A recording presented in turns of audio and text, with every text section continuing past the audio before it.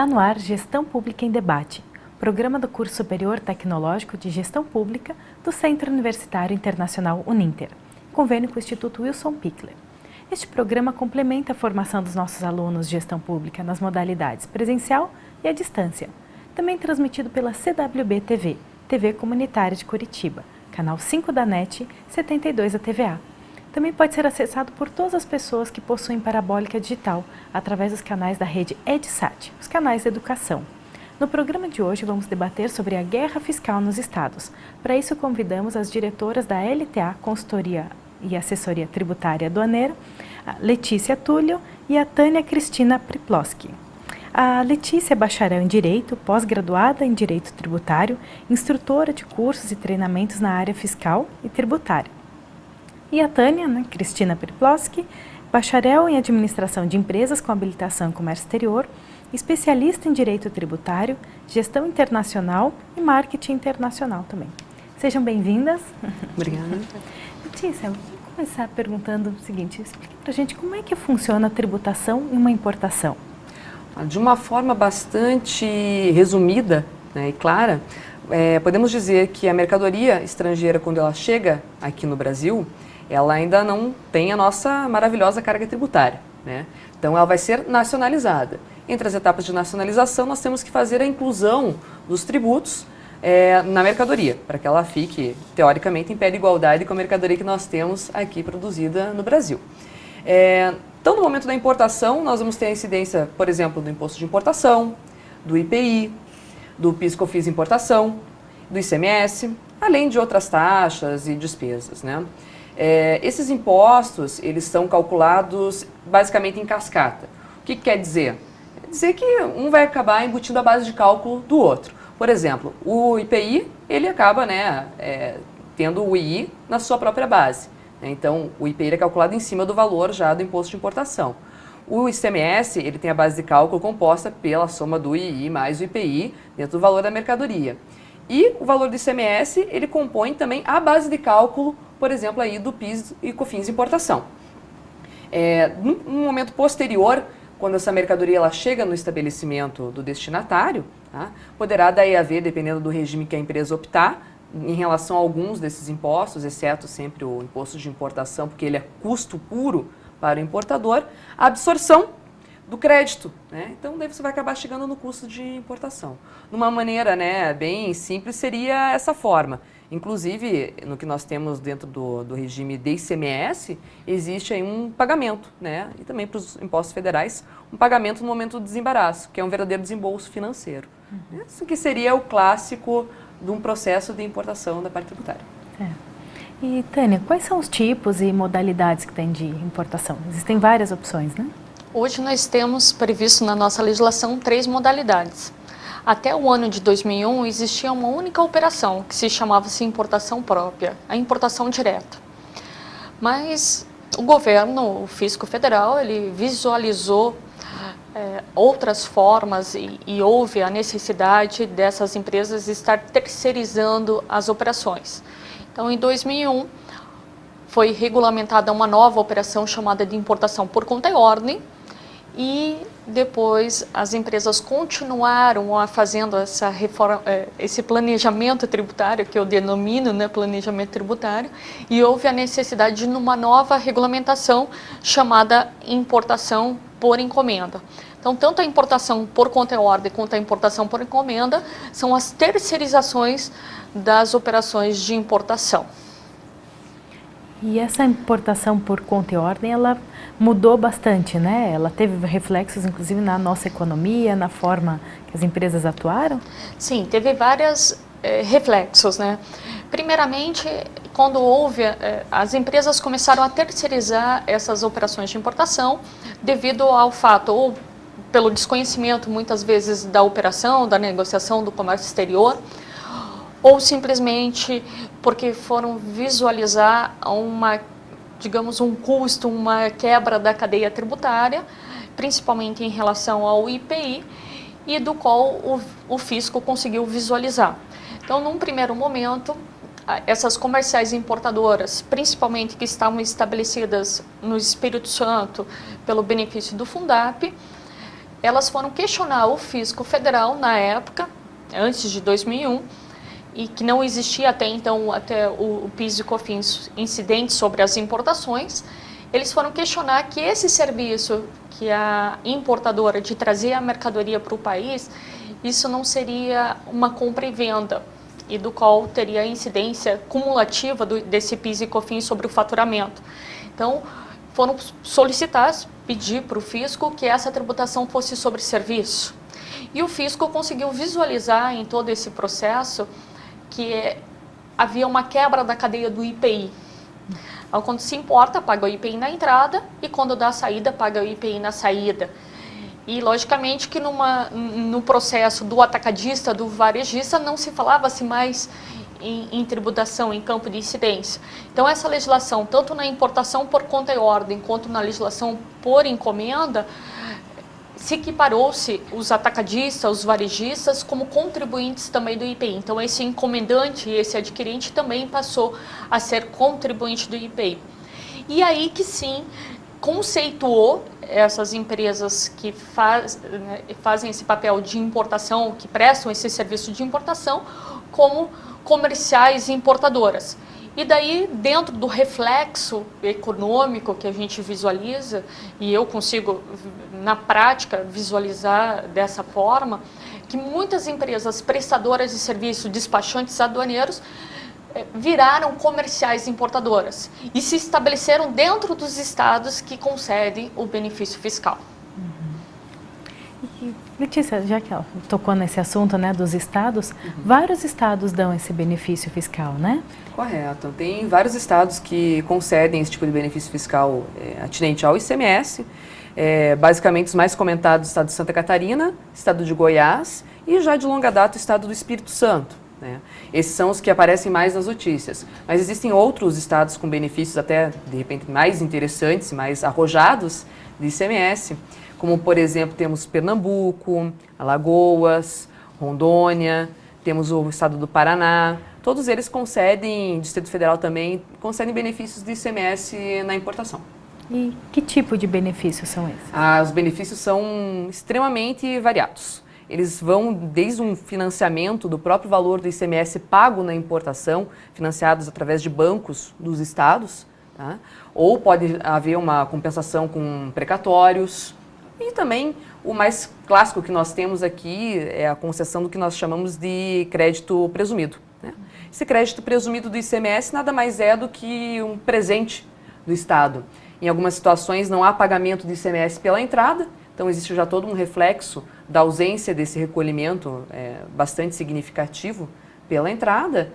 E ainda, né, além dessa desoneração, nós temos a figura de um crédito presumido, ou seja, se ganha ainda um valor em crédito de ICMS, em alguns casos.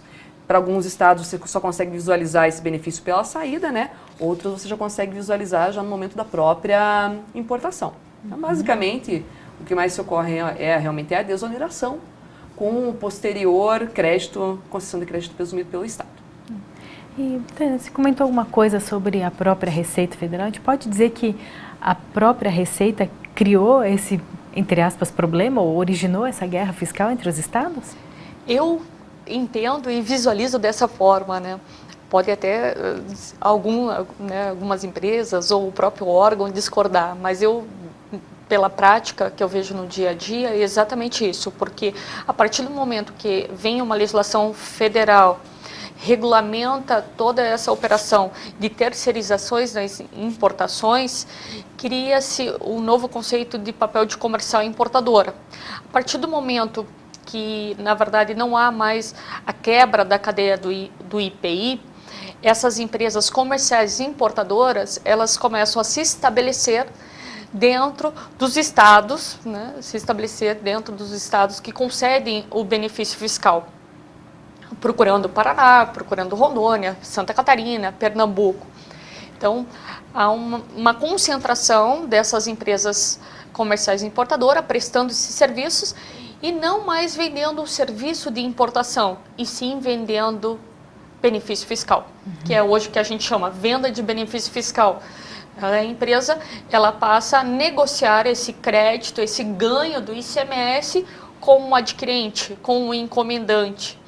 Então, devido a toda essa regulamentação da legislação federal, ela provoca uma quebra da cadeia do ICMS, principalmente devido a esses benefícios. E quando a gente fala que o produto também tem uma substituição tributária, uma arrecadação antecipada desse ICMS, há uma quebra deste valor desse ICMS. Então, a própria legislação federal, ela vem e provoca toda essa situação no Estado, né? E o Estado, logicamente, está muito anos-luz de conseguir visualizar, enxergar e até regulamentar, porque até hoje ele não regulamentou todas essas 3 operações hoje para o Estado. E você pode dizer que também teve um reflexo na economia brasileira em função disso? Aumento de importação pode ser devido a isso também nos últimos anos? Ah, sim, com certeza.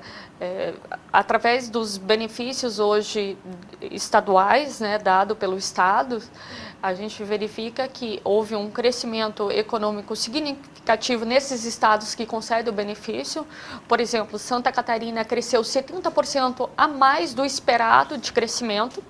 Há uma concentração da arrecadação do ICMS nesses estados e, logicamente, uma perda de competitividade com os produtos nacionais. Então, o crescimento das importações, digamos que dobrou ou até triplicou em relação ao produto nacional, as demais operações desde 2000 até hoje.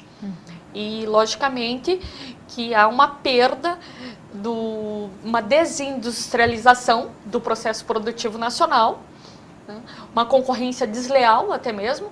É muito mais barato eu comprar uma mercadoria, em termos econômicos, custos, logístico e de facilidade, comprar uma mercadoria do exterior do que comprar uma mercadoria no estado do lado.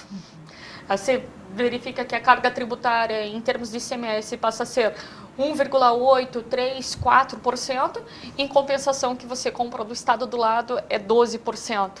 Então, o produto do seu próprio estado, ele ficou muito mais elevado, o valor, o custo, e devido a toda essa questão de cobrança de diferencial de alíquota, substituição tributária, é muito mais fácil e prático hoje se comprar do exterior do que comprar no estado vizinho.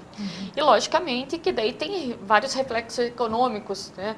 Principalmente pela concorrência desleal com o produto nacional, uma desaceleração da própria indústria nacional e, logicamente, que com tudo isso acarreta no crescimento de empregos. Então, há uma estimativa de perda de 700 mil empregos anuais e, logicamente, isso influencia no crescimento do nosso PIB.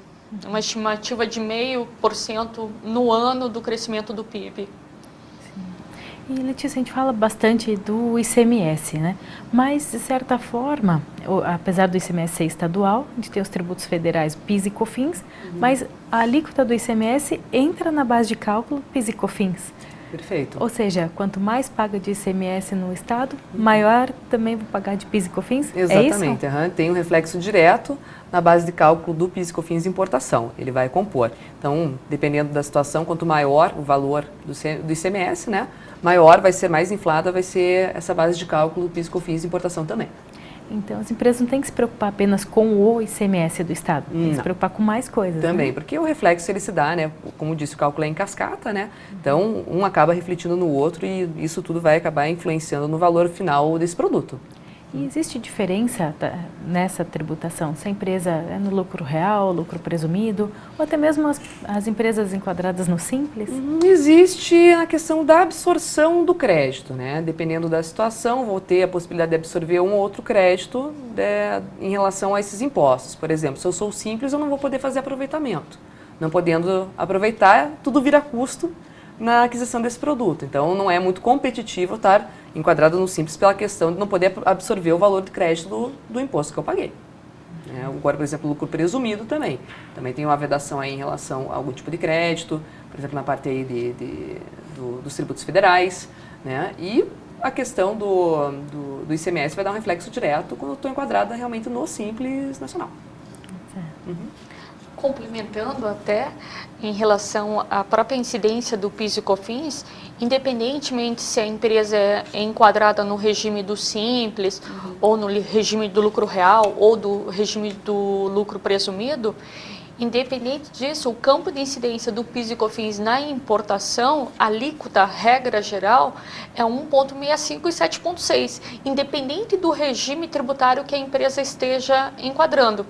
E, logicamente, a partir do momento que ela não possa absorver esse crédito, que é o caso da empresa do lucro presumido e a empresa do Simples, esse tributo que é pago, ele se torna um custo, assim como o imposto de importação, que é custo. O imposto de importação, ele serve para controlar a desigualdade do produto nacional, né? É um imposto controlador de mercado, e independente do regime tributário da empresa, ele sempre vai ser custo, com exceção aí do ICMS e do IPI, que depende da finalidade, a empresa poderá tomar o crédito ou não.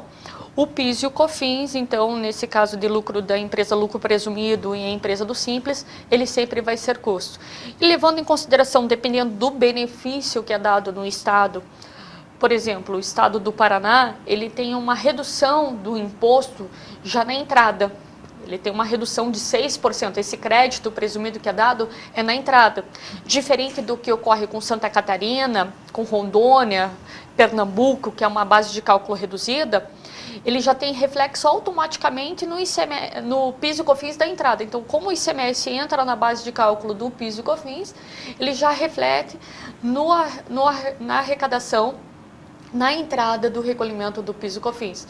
Então, mexe na base de cálculo, acaba diminuindo o PIS e COFINS e, consequentemente, diminui também o ICMS. E além, logicamente, do benefício que é dado no Estado, né? Então, há duas reduções, né? Porque reduz o PIS e COFINS e reduz também o ICMS. A gente vai conversar até mais sobre, especificamente, a guerra fiscal no próximo bloco, mas podia já adiantar alguma coisa?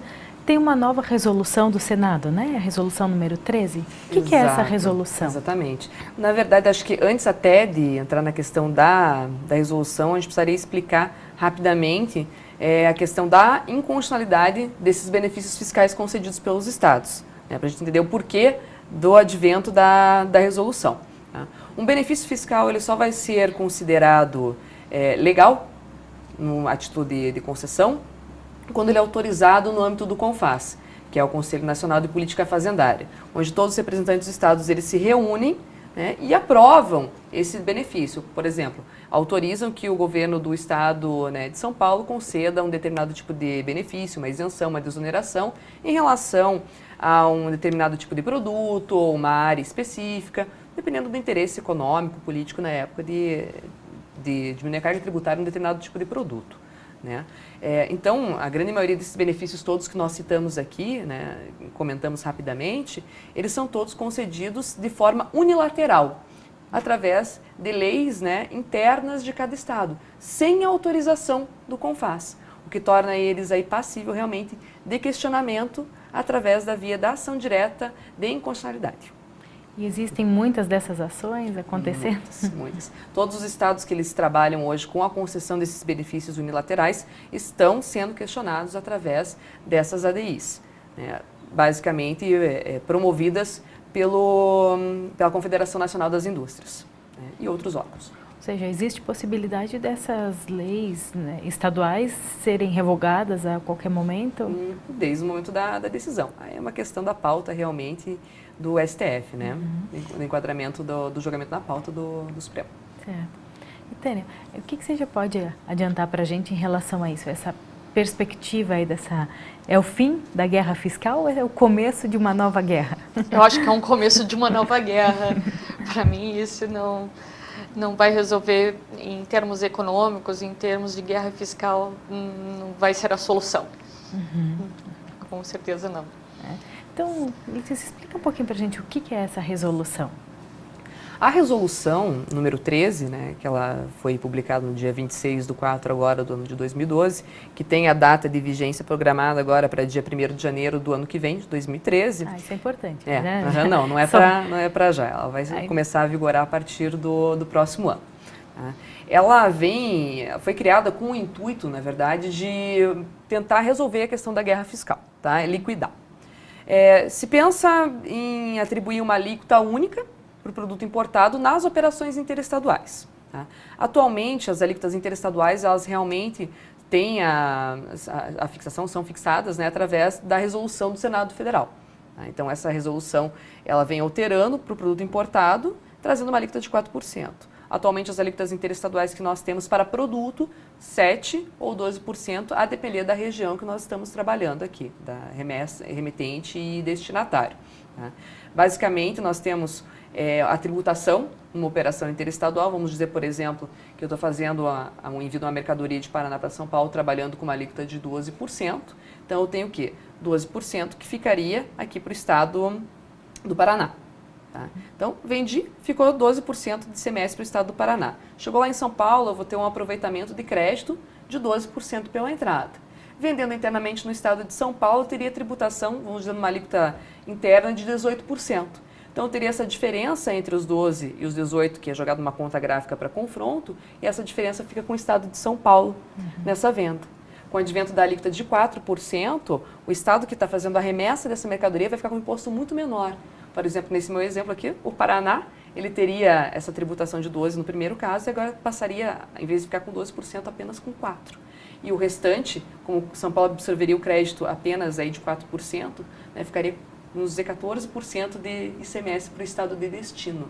Esse que foi o intuito, né? Foi toda concebida visualizando a questão da arrecadação de ICMS no destino, na grande maioria. Certo. Bom, a gente vai conversar bastante ainda sobre, principalmente como vai ficar a questão logística, portuária, né? Se vai ficar mais interessante sair de um porto ou de outro, mas a gente vai falar isso no próximo bloco. Eu espero vocês até daqui a pouquinho.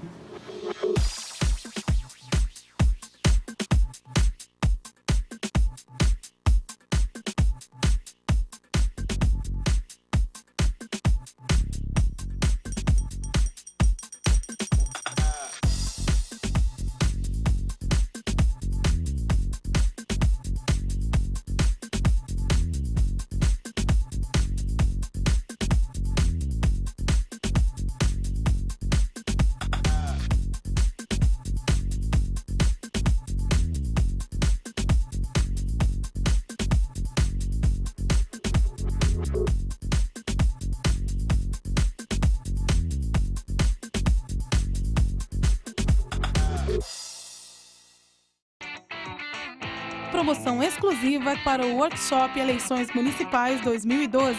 Durante os dias do evento, você tem 30% de desconto na compra de qualquer um desses kits. Gestão Pública, Políticas Públicas, Direito e Contabilidade Pública, Gestão Urbana e Marketing Político. Acesse livraribepex.com.br, escolha o seu kit e indique o código da promoção, MKTPOL1420. Aproveite, a promoção é por tempo limitado.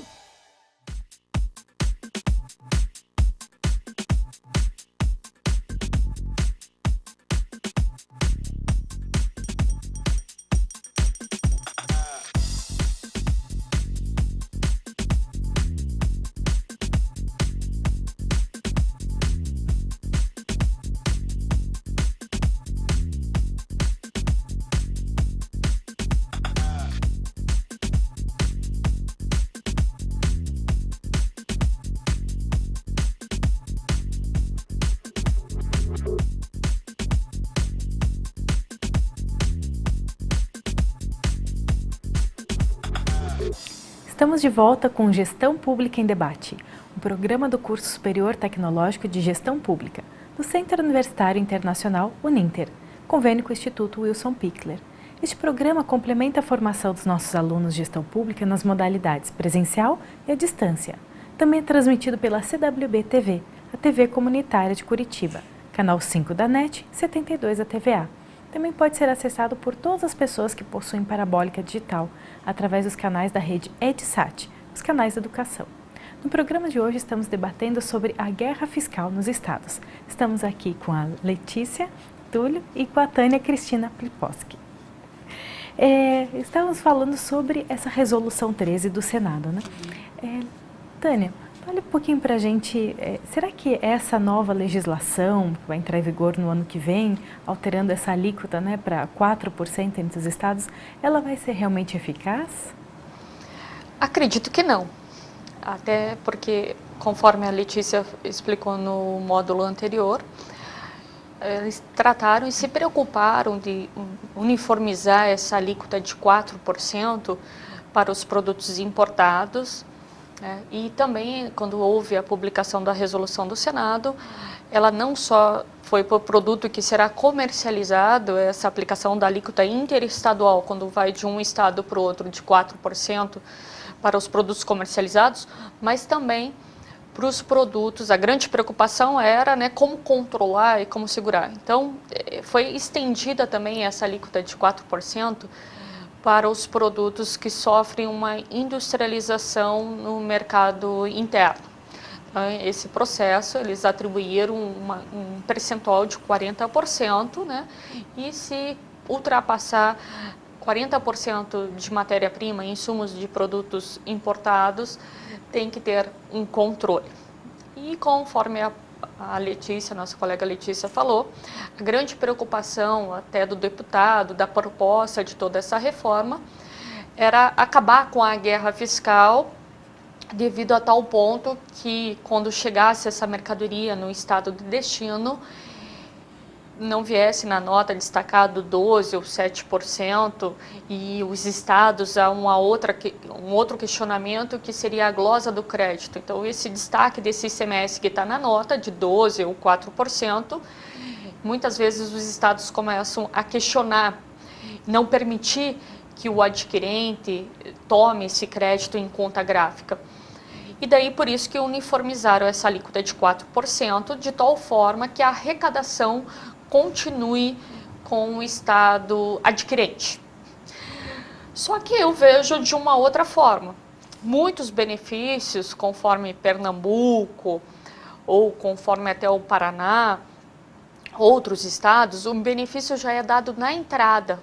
Muitos benefícios, Santa Catarina também, há uma desoneração do ICMS incidente sobre a entrada, sobre a importação. Então, vamos dar um exemplo.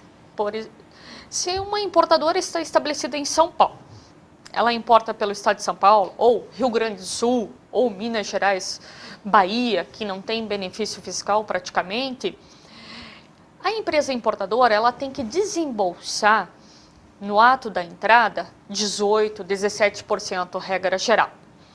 Então, pensando em termos práticos, financeiros, a gente consegue visualizar que a empresa, quando ela terceiriza essa operação para esses estados que concedem o benefício ou de desoneração na entrada, o diferimento, ou base de cálculo reduzida, ou um financiamento desse ICMS conforme Espírito Santo, Distrito Federal, há uma grande questão a ser visualizada aí, que é o fluxo de caixa. Quando a gente fala para o empresário que ele vai ter que tirar do bolso 18% para pagar no ato, e quando ele compara, terceirizando essa operação para um estado ou para uma comercial importadora que esteja estabelecida nesses estados que concedem benefício, e que o desembolso financeiro dele será praticamente zero, ou 3% e 4%, aí a gente já consegue visualizar um ganho. Então, o que eu consigo visualizar é que essas comerciais importadoras, com o advento da medida provisória 2158, lá em 2001, que cria o conceito de comerciais importadoras e que vem regulamentar a operação por conta e ordem, e quando ele regulamenta vários despachantes aduaneiros, empresas de assessoria de comércio exterior, deixa de prestar esse serviço e passa a ser uma comercial e importadora, e que essas empresas vendem benefício fiscal, né, vendem esse crédito presumido, esse plus que o Estado ganha, essas sim estão fadadas a morrer, a acabar. Mas o benefício, ele continua sendo dado pelos estados no momento da entrada, e, logicamente, que quando a mercadoria sai de um estado e vai para o outro com alíquota de 4%, ainda sobre esse 4%, o estado ainda poderá conceder um benefício, algo a mais. Então, ainda dependendo dos estados, principalmente o caso que eu dei o exemplo de Espírito Santo, de Rio Grande do Sul, São Paulo, Bahia, os estados que não concedem benefício, eles vão em busca desses estados que concedem benefício. Esse é um ponto.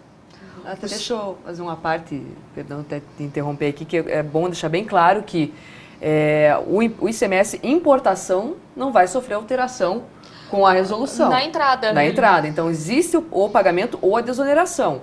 E a resolução do Senado ela não pode alcançar essa legislação interna de cada estado. Aí ele tem autonomia para conceder. Aí, se o benefício concedido vai ser ilegal ou não, aí vai ser objeto de questionamento via ação direta de inconstitucionalidade. Aí existe essa situação. Então, a resolução alcança o quê? Operação interestadual, mas jamais vai conseguir alcançar esse ICMS da entrada, que é uma importação.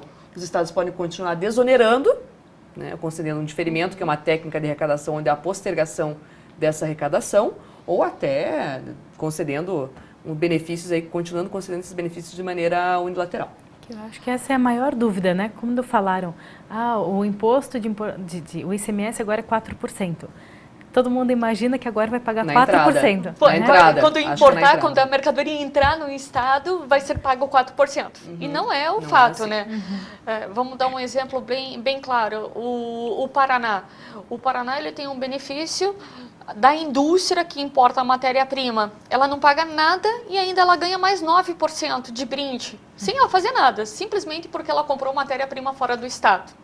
Depois, na saída desse produto, industrializado já, se acima de 40% eu tenho de matéria-prima importada, na saída desse produto que foi industrializado, que é nacional, vai ter um controle, que a gente vai falar daqui a pouco sobre esse controle, como que vai ser, e ele vai sair na operação interestadual A4. Quebrou com o Estado, quebrou quer dizer com o nosso Brasil, porque hoje é muito mais vantajoso importar matéria-prima, trazer matéria-prima de fora, industrializar e dar saída com 4% do que comprar matéria-prima dentro do Estado, tributada a 18%, a 12%, com valor agregado altíssimo de mão de obra, por isso que vem o Plano Brasil Maior. Então, temos mão de obra altíssima hoje no Brasil, comparando com China, até o próprio Paraguai, aqui do lado, com as maquilas, né, a gente verifica que a energia elétrica hoje no Brasil, ela é 70% mais cara que a energia brasileira consumida no próprio Paraguai, que a energia é brasileira, né? Então, você vê toda essa situação e, logicamente, é muito mais fácil e o custo é muito menor de estar trazendo essa matéria-prima do exterior e industrializando no Brasil do que comprando no estado vizinho a matéria-prima ou o próprio produto acabado. Né? Além de toda essa questão, o custo logístico, a gente verifica que hoje a nossa estrutura rodoviária, ferroviária, marítima está totalmente estagnada, né? E além de termos tributários, há uma grande concentração hoje, eu vejo, das importações estarem sendo efetuadas pelo Porto de Santos, né? O estado de São Paulo hoje, ele concentra as grandes operações. E nesse caso específico até dos próprios benefícios fiscais, além de toda essa situação de quebra da cadeia, da tributação, há outras questões logísticas a serem observadas, né? Então, não vai acabar com a guerra fiscal, até mesmo por uma estrutura logística. A gente sabe que o Brasil hoje ele é lotado de lobbies e a gente sabe que a estrutura hoje, o porto privado em São Paulo, no Santos, o custo do frete de Santos até a capital paulista é o mesmo preço, o mesmo valor do frete que sai de Paranaguá até São Paulo ou que sai de Santa Catarina, de Itajaí, de São Francisco até São Paulo. Então tem outras questões. O porto totalmente lotado, a demora hoje de toda a armazenagem, a cobrança, até mesmo o custo portuário, que a gente vê uma concorrência muito grande entre os estados, né? Por isso que cada estado vem e traz a sua legislação, o seu benefício fiscal. Eu diria que a guerra dos portos ela vai muito além da guerra fiscal dos portos, né? Existem muitos outros fatores envolvidos. Outros fatores envolvidos. Isso não tem alcance de resolução que vai terminar. Que tipo de fatores seriam esses, Letícia? Esses fatores que a Tânia acabou de comentar aqui em relação à parte logística, da demora e tudo mais, os lobbies que nós temos envolvidos, né? Então, a concessão do benefício de ICMS é mais um, né? Mais um ponto. Existe um outro lado também bem interessante por trás dessa questão da concessão do benefício, que muitas vezes um percentual desses benefícios ele é destinado inclusive para a própria melhoria dos portos envolvidos. Por exemplo, no caso do Pernambuco, né, no porto de Suape, nós temos essa situação prática. Então, um percentual ali, uma taxa específica que vai ocorrer ali dentro desse benefício de ICMS é destinado inclusive para a melhoria do próprio porto.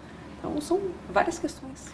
Falando um pouco ainda de dificuldades, com essa nova resolução, né, essa mudança, vamos dizer assim, nessa alíquota para 4% interestadual, que outras dificuldades você vê nessa mudança de legislação? Primeiro, nós temos a questão do aspecto econômico dentro do cálculo do próprio ICMS.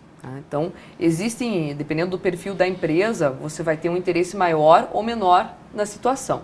Como o ICMS é um imposto que ele é calculado por dentro, ele passa a compor o valor dessa mercadoria. Então, por exemplo, se eu vou fazer a inclusão de uma alíquota de 12% numa mercadoria que custa R$1.000, vamos dizer que ela vai aproximadamente para R$1.136 o valor. Se eu vou incluir 4% por dentro, esse valor já cai para R$1.041. Tá? Então veja que o preço dela vai ficar muito mais atrativo com a alíquota de 4%. Quando eu dou a entrada no meu estabelecimento, vou fazer a absorção do crédito, obviamente que esse custo vai equiparar, tá? Porque daí um caso o crédito é maior, outro vai ser o crédito um pouquinho menor, então o custo ele equipara. Agora, não é toda empresa que ela tem interesse em crédito de ICMS, porque tem algumas empresas que elas já fazem um acúmulo de crédito naturalmente, por conta de alguma operação que ela tem de diferimento, que a saída é desonerada, tá? Uma diferença até de uma tributação de alíquota com previsão de manutenção de crédito. Então, tem empresa que ela não vai se interessar no aspecto do crédito. Ou até mesmo as empresas simples, né? Sim, exatamente. Que não vão trabalhar com a questão da absorção do custo efetivo desse crédito. Não vão trabalhar com a absorção do crédito, não vai influenciar. O que influencia mais é o fluxo de caixa. Exatamente. De vez ela está desembolsando R$1.136, ela vai estar desembolsando R$1.041. Exatamente. Quer dizer, sobra mais dinheiro no caixa para ela comprar mais mercadorias ou pagar funcionários e ter mais dinheiro no caixa para rodar a empresa. Principalmente, você tocou num ponto muito importante. Continuo falando, as empresas do Simples, por exemplo, o caso que você me deu, por que elas não teriam por que hoje ela não terceirizar as operações de importação? Digamos que uma empresa do Simples esteja estabelecida em São Paulo, que é o exemplo que a gente está colocando aqui, que é tanto questionável pelo próprio Estado. A partir do momento que a empresa do Simples compra em São Paulo, ela tem que desembolsar 18%. A partir do momento que ela terceiriza, ela faz essa operação através de uma comercial importadora, por exemplo, pelo Paraná ou pelo Espírito Santo, ou até mesmo por Santa Catarina, pelos estados vizinhos que concedem esse benefício, o desembolso financeiro dela na entrada desse ICMS praticamente é zero, praticamente é nulo. Né? Ou com diferimento total, que é uma postergação do imposto, ou pagando 3% ou 4%. E daí a saída do estado que concedeu o benefício para o estado de São Paulo, o adquirente, que é uma empresa do Simples, a saída interestadual é 4. Então você verifica que praticamente zerou o recolhimento. E São Paulo ela estaria desembolsando 18 e adquirindo isso através de uma comercial importadora que esteja dentro desses estados, que tem benefício, mesmo com a alíquota interestado de 4, vai ser praticamente nulo. Então, para ela, continua sendo viável terceirizar e adquirir essa mercadoria através dos estados que concedem a desoneração ou a postergação ou que tenha esse benefício. Então, a alíquota de 4%, praticamente, em algumas situações, ela não vai resolver o caso. E existe uma série de outros fatores de problema também, porque quando ela foi criada, não visualizaram ainda diversos pontos ligados à questão da cadeia do ICMS. Por exemplo, essa alíquota de 4%, ela vai acompanhar o produto até quando? Né? É só para a primeira saída? Né? Ou depois, na sequência, eles pensaram no quê? No consumo no estado de destino. Então, estou no Paraná, vendi para São Paulo. Vai ser consumida essa mercadoria em São Paulo, matou, tudo bem. Ele vai ficar realmente com a grande bolada do ICMS ali. E agora, se tiver um centro de distribuição lá, com que alíquota que vai sair depois? Vai voltar a 12,7%? Ou essa alíquota de 4% vai acompanhar esse produto? Até quando vai acompanhar o produto? Vender para um varejista que vende para o distribuidor? Exatamente. Que... Internamente tudo bem, vai ser praticada a alíquota interna do Estado. Agora na interestadual. Né? Outra questão, fiz a importação, vou fazer uma venda direta a um consumidor final. Né? Por ser importada a mercadoria, eu vou ter a alteração da regra de aplicar a alíquota interna do Estado, desde que ele não seja aí contribuinte do ICMS? Vai haver alteração ou não? Isso dá um reflexo enorme também quando a gente trabalha com a substituição tributária, no que a gente chama de MVA ajustada. As MVAs ajustadas aplicando na fórmula, né? Existe uma fórmula para o cálculo dessa margem de valor agregado, que é um lucro que o Estado presume para o cálculo do ICMS substituição tributária. Existe um reflexo na fórmula gigantesco quando eu atribuo uma alíquota de 4% para a operação interestadual. As margens elas ficam impraticáveis para alguns produtos. Né? Então, todos esses pontos ainda não foram pensados. Qual vai ser a solução? Então, não tem como a gente antecipar, a gente não sabe se vai haver alteração da fórmula, né? Fora a questão dos controles, inclusive, por parte dos órgãos federais como a CAMEX, né, Tânia? Exatamente. Um dos principais fatores da própria resolução do Senado, dentro da própria legislação, e até como que os estados vão estar fazendo esse controle, ou até mesmo a regulamentação, que além do produto na operação interestadual, na comercialização ser atribuída a alíquota de 4%, quando nós estamos falando em compra e venda, uma comercialização de um produto importado, é fácil. Eu tenho um código de situação tributária na entrada, eu tenho um código de situação tributária na saída, um CFOP, um código fiscal de operações que vai para a nota. Então, esse controle, quando há uma revenda, fica fácil para o fisco controlar e visualizar. Mas quando a gente fala num controle de uma mercadoria que foi industrializada, parte dessa mercadoria eu tenho matéria-prima importada, sofreu um processo de industrialização e agora vai dar uma saída interestadual.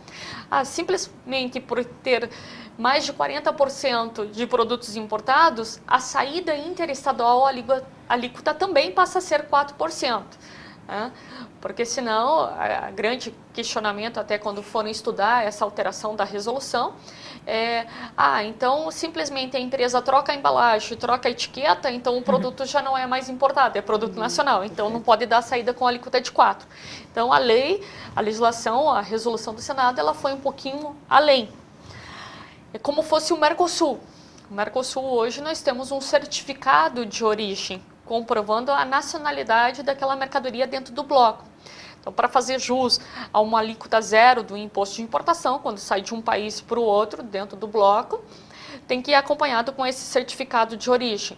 Ou seja, a empresa tem que comprovar a nacionalidade, que é emitido pela Associação Comercial, as associações comerciais, as federações das indústrias, que atestam o índice de nacionalidade.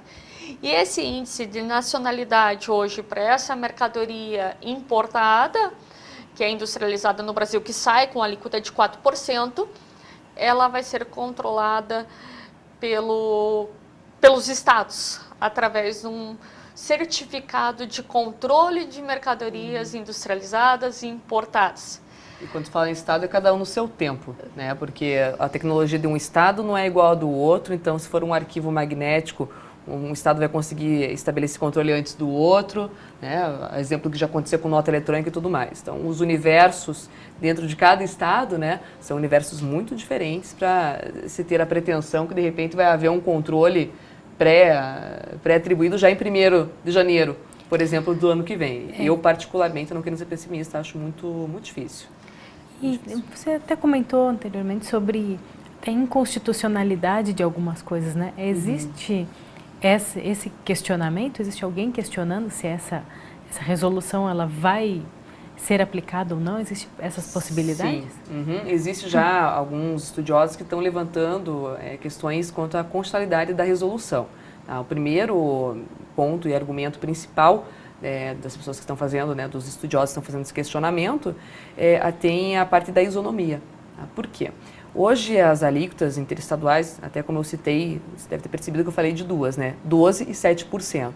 Elas não são atribuídas aí de forma aleatória, e sim porque existe o interesse de manter um equilíbrio entre os estados, para que não tenhamos estados muito ricos e outros, né, muito pobres em termos de arrecadação de ICMS. Tá? Então, nas regiões norte e nordeste, quando o sul, sudeste mandam para esses estados, nós temos a alíquota praticada menor de 7%. Esses estados, entre eles trabalham com a alíquota de 12%, né? E remetendo aqui para os estados do sul, nós também temos 12%. É tudo para ver um equilíbrio da arrecadação, dentro daquela sistemática. Quanto que eu debito na saída é crédito na entrada, na operação interna existe o débito, que vai ser a diferença de confronto. Veja que a resolução ela estabeleceu apenas uma alíquota de 4%. Então, a gente não é um tratamento, embora ele tente trazer uma isonomia para o produto importado, é um tratamento anti-isonômico. Ele está tratando como igual os estados que são diferentes. Exatamente, isso vai contra o próprio texto da nossa Constituição Federal. Então, estão levantando já realmente essa bandeira para já, né, mal nasceu a resolução, já estão tentando questionar a sua constitucionalidade, principalmente com esse argumento da isonomia, do prejuízo, né, a esse princípio da isonomia. Outro fator também que é relevante é que essa alíquota de 4% do produto importado na operação interestadual, ele não se aplica para produtos, bens e mercadorias que não tem assimilar nacional. Então, fica fácil quando a gente fala que a CAMEX, a Câmara de Comércio Exterior, irá relacionar esses produtos. Quando a gente tem ex-tarifário para bens de capital, máquinas, equipamentos ou produtos de informática e telecomunicações, isso fica fácil da própria resolução do CAMEX relacionar esses produtos, porque já tem uma publicação no Diário Oficial através de resolução, os produtos que têm exceções, que são chamados dos ex-tarifários, a redução do imposto de importação. Mas quando a gente fala isso em termos de produto também, como a CAMEX estaria relacionando esses produtos? São muitos, né? Quer dizer, você vai para um órgão, sindicato de peças, o Sindpeças. Então, ele vai ter que relacionar quais são as peças que não têm similar nacional para que essa alíquota de 4% não possa ser aplicada. Quer dizer, você vai para o Anvisa, ele vai ter que relacionar todos os medicamentos, os insumos, matérias-primas, que não existe produção nacional, para que numa operação, numa saída, numa venda interestadual não possa estar aplicando essa alíquota de 4%. Então a extensão ela é tão grande que eu não sei como os estados e a própria CAMEX vão estar controlando ou administrando esses fatores. Uhum. É um cenário de bastante incerteza, né? Uhum. E, Letícia, você falou também sobre talvez revogação desses benefícios que existem hoje, ou até mesmo... Como é que pode ficar esse cenário? Também um ponto que as pessoas confundem muito quando vão abordar essa situação é pensar que o advento da resolução vai acabar revogando os benefícios. São coisas completamente diferentes. A resolução traz uma forma de ecoação, dependendo do benefício, para que o Estado ele faça alteração para que ele não fique no prejuízo em relação ao ICMS. Mas não quer dizer que a resolução vai revogar. O que pode ocasionar a revogação é o próprio governo que faça a revogação do decreto ou da lei que fez a instituição do benefício fiscal, de forma unilateral, ou através da própria ação direta de inconstitucionalidade. Aí, quando vier a decisão, existe a necessidade de estar aí revogando essa legislação que já é inconstitucional desde o seu nascimento, né? Então, e o pessoal pergunta muito da questão da retroação, se vai poder retroagir o efeito ou não. Agora é uma questão de verificar qual que é o posicionamento que o STF vai adotar. Regra geral, na ação teria que retroagir como se a lei nunca tivesse existido, né? Porém, a gente não sabe se vai haver uma modulação dos efeitos dessa decisão, colocando um termo, né? Não poderá ser aplicado a partir de data tal, a partir de tal ano, né? É tudo uma questão realmente de como todo esse cenário vai abalar a segurança jurídica que os contribuintes se encontram atualmente, né? E provavelmente a gente vai ter que fazer uma nova conversa no dia 2 de janeiro para ver o que mudou, né? Com certeza, ainda um cenário bastante incerto, com toda certeza. E Tânia, que recomendação até você poderia dar, não sei se para os empresários, para os estados ou para o gestor público até, o que fazer nesse cenário de incerteza, como se preparar até para essa mudança, ou enfim? Realmente nós estamos num cenário bem incerto. Então, tanto as empresas, principalmente os importadores, acompanhar de perto todas as legislações, todas as alterações, acompanhar as decisões dos Supremos, notícias, né, de sites, informações, para realmente verificar se pode ou não aplicar, para não ter um grande prejuízo aí na frente ou até mesmo um passivo, né? Eu acho que toda essa alteração ela não vem resolver os problemas, né? A não ser que, logicamente, a gente fale numa reforma tributária e que provavelmente o meu bisneto não vai visualizar. Né? Eu até brinco com alunos ou até mesmo empresários que a gente precisa de uma reforma tributária em âmbito só estadual, do ICMS, criar um super CONFAS, né, regulamentando, padronizando toda essa legislação. Hoje a gente tem que trabalhar com legislação de 27 estados praticamente. Fica difícil para o contribuinte. Com certeza. Letícia, alguma última recomendação, algum comentário adicional? Não, realmente é pertinente o que a Tânia falou, o contribuinte agora tem que realmente andar com um pouco de cautela, né? E trabalhar aí com o acompanhamento das próximas novidades. Vai haver revogação, né, da resolução, não vai realmente entrar em vigor, vai haver publicação aí de decisão, né? Como a própria Tânia afirmou, enquanto nós tivermos aí o ICMS, né, teremos guerra fiscal, não tem como escapar. Até existe uma piada que o pessoal divulga bastante, que é o Brasil é o único país do mundo que tem a pororoca, a jabuticaba e o ICMS. Né? Então, é um tesouro nosso aqui no Brasil. Temos que preservá-lo, então. Temos que preservar. Opa.